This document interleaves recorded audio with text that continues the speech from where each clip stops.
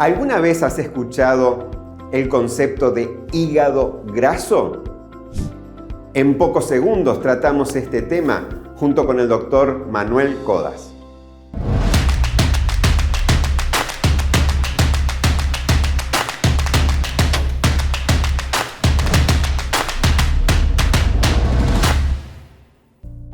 En las últimas décadas se ha evidenciado un creciente aumento en la prevalencia de enfermedades metabólicas, enfermedades como obesidad, diabetes, enfermedad de hígado graso no alcohólico.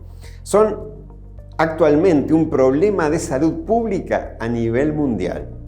En América Latina y el Caribe, la prevalente obesidad en la población, el consumo de dietas altas en carbohidratos y los bajos niveles de actividad física son los causantes de la epidemia de estas enfermedades en la región. La esteatosis hepática no alcohólica es una condición metabólica crónica caracterizada por la acumulación de ácidos grasos y de triglicéridos en el citoplasma, en el interior de la célula del hígado. Y es considerada la etapa inicial de la enfermedad del hígado graso no alcohólico, que se ha convertido en una de las principales causas de la cirrosis hepática y luego del cáncer de hígado. ¿Cómo prevenir el hígado graso? Y si ya lo tengo, ¿cómo tratarlo? Hoy nos acompaña el doctor Manuel Codas, médico internista, diabetólogo, y que queremos que nos cuente un poco ¿cómo podemos prevenir la aparición de hígado graso y luego cómo tratarlo? Bien, antes que nada, hacerles llegar una información muy importante. Está cambiando la definición de la enfermedad grasa no alcohólica a una enfermedad metabólica grasa. ¿Por qué está cambiando esto? Porque en realidad es un trastorno metabólico. Va mucho más allá de lo que es un depósito de grasa intrahepática. No pensamos intrahepática solamente en el hígado, sino que pensamos en todo el metabolismo. Exactamente. Y realmente, ¿qué nos muestra esta enfermedad grasa no alcohólica? Sinónimo de qué es, ¿verdad? Bueno, tenemos que entender de dónde viene esta enfermedad grasa no alcohólica. Como ya mencionaste al principio del programa, viene de un acúmulo, ¿sí? Pero ¿cómo inicia ese acúmulo? En realidad, lo más correcto sería decir que es esa carbograsa el problema, ¿sí? ¿Qué pasa? Y voy a ir rápido con la fisiopatología de cómo ocurre esto realmente. Un paciente come, sobre todo, como dijimos, esa carbograsa, esa mezcla de carbohidratos refinados con grasa, más que nada, ¿verdad? Lo cual no es comida real. ¿Y qué ocurre? Todo ese exceso de energía no metabolizado se tiene que guardar en algún lado, ¿no? No vamos a sudar esa energía, a algún lado se tiene que ir. ¿Y a dónde se guarda esa grasa? A nivel intraabdominal, ¿sí? Que es donde está esa grasa peligrosa. Más donde peligrosa. Se va desarrollando, claro, la obesidad centroabdominal. Exactamente. Entonces, ¿qué pasa? Hoy sabemos que ese hígado graso es un carnet, básicamente, de un trastorno metabólico, ¿sí? Si yo hoy recibo una ecografía con un informe que me habla de depósitos de grasa a nivel del hígado y que me está un informe de laboratorio que me habla de un aumento de las enzimas hepáticas, sin verle al paciente, lo primero que me viene a la cabeza es un paciente con obesidad y o un trastorno metabólico importante como por ejemplo la diabetes, ¿sí? Entonces, primero que nada entender, ese hígado graso no está ahí nomás. Es un trastorno metabólico per se y complejo. ¿Por qué? Porque genera lo mismo que ya habíamos hablado en otro programa, que es la enfermedad crónica, que es la inflamación crónica de bajo grado, ¿no? Donde este paciente realmente va de la mano con la obesidad, con la diabetes y con todos otros trastornos metabólicos. El solo hecho de tener una enfermedad grasa hepática no alcohólica predispone a que el paciente tenga más infartos, ¿sí? O enfermedad coronaria, que tenga más accidentes cerebrovasculares, ¿sí? Y que haya algo muy importante que también ya habíamos tocado en otro programa, que es la resistencia insulínica, ¿Por qué? Porque ese hígado realmente está inflamado. Y ahí van los diferentes grados de enfermedad hepática grasa no alcohólica, ¿sí? Donde empieza el paciente a depositar grasa y pasa por una hepatitis grasa, llegando a una cirrosis en muchos casos y a muchos casos a cáncer hepático o hepatocarcinoma, ¿no? Hoy en día, a nivel mundial, es la segunda causa de trasplante hepático en países de primer mundo. Entonces, entender, no simplemente la grasa está ahí.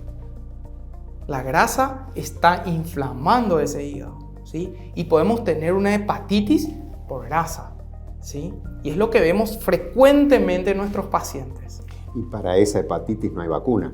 No existe vacuna, no existe tratamiento médico, básicamente un consenso realmente en un 100%, ¿sí? Ahora, hay muchas cosas que hay que entender, ¿no? Se entiende que si nosotros estamos tratando el hígado graso, estamos tratando una consecuencia, no la causa, ¿sí? La causa está un poco más atrás, empezó muchos años atrás, sobre todo con un exceso de energía, un desbalance de esa energía y el uso de la misma, ¿sí? Tenemos mucha energía por un lado y estamos usando menos de lo que realmente especialmente consumimos. Energía proveniente, una energía barata. Claro, es una energía barata, una energía que está cargada de, como dijimos, de calorías vacías. Claro, calorías vacías, calorías que no son nutritivas, ¿no?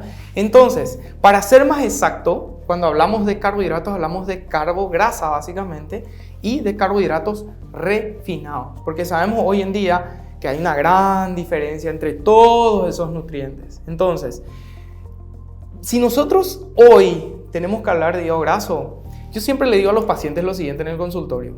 Uno no piensa en la salud del hígado hasta que necesita ese hígado, hasta que uno se enferma, hasta que uno empieza a sentir los síntomas, ¿no?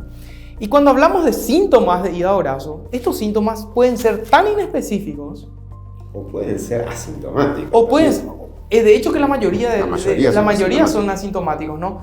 Pero son síntomas quizás tan inespecíficos que el paciente no se da cuenta. El paciente está cansado la mayor parte del tiempo, y esto se debe a la resistencia insulínica más que nada, ¿no? El paciente tiene ronchas en la piel, ¿sí?